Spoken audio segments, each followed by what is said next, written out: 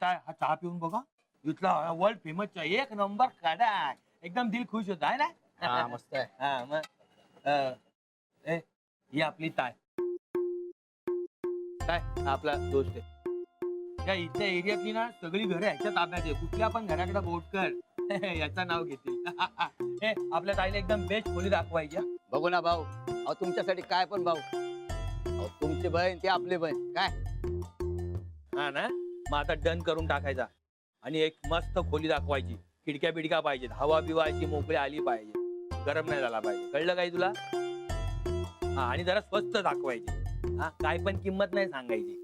कळलं ना. एवढी भाडी सांगता त्याच्यात तुमचा कमिशन. अरे कॉमन पब्लिकला काय परवडायला नको काय. अहो रेट तसा आहे भाऊ. त्यात मी तरी काय करणार. फार फार तर तुमच्यासाठी फक्त तुमच्यासाठी. मी माझं कमिशन नाही घेणार. पण बाकीच्या घराच्या किमती आणि भाडी तर द्यावी लागणार ना. मी एक विचारू का? हा विचारा ना. नाही म्हणजे मला माहित नाहीये म्हणून चौकशी करते. अरे विचार ना. तो आपलाच माणूस आहे. तू काय पण विचार सगळ्याची उत्तरं देईल तो.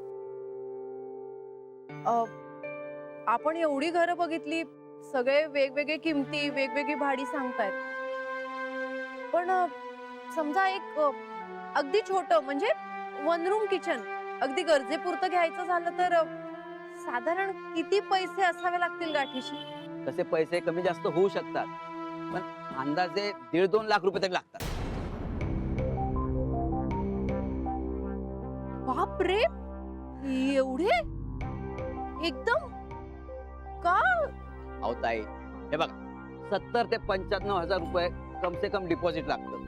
त्याच्यानंतर सोसायटीचं 1 महिन्याचं कमिशन आणि आमच्यासारख्या एजंटचं 2 महिन्याचं कमिशन लागतच ना. अरे आता तू बोलला ना भावड्या की तू कमिशन घेणार नाही म्हणून.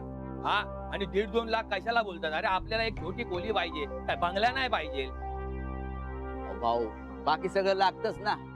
हे बघा मी 2 महिन्याच्या ऐवजी 1 महिन्याचं कमिशन घेतो. त्यात कमीत कमी किती होणार?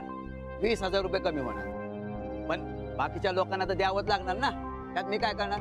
आणि आजकाल घर मालक आहे ना डिपॉझिट घेऊन सुद्धा 1 महिन्याचं आगाऊ भाडं घेतात माहिती.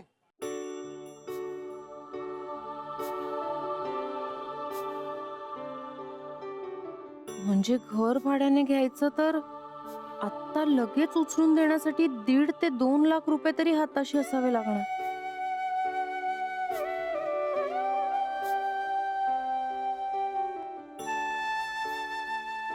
बापरे कुठून आणू मी 1.5-2 लाख रुपये?